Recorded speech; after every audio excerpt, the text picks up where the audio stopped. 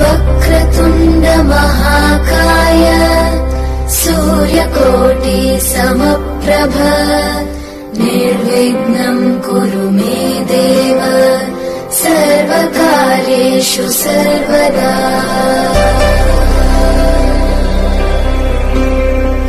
वक्रतुण्ड महाकाय सूर्यकोटि समप्रभ वक्रतुण्ड महाकाय सूर्यकोटि समप्रभ निर्विघ्नं कुरु मे देव सर्वकार्येषु सर्वदा।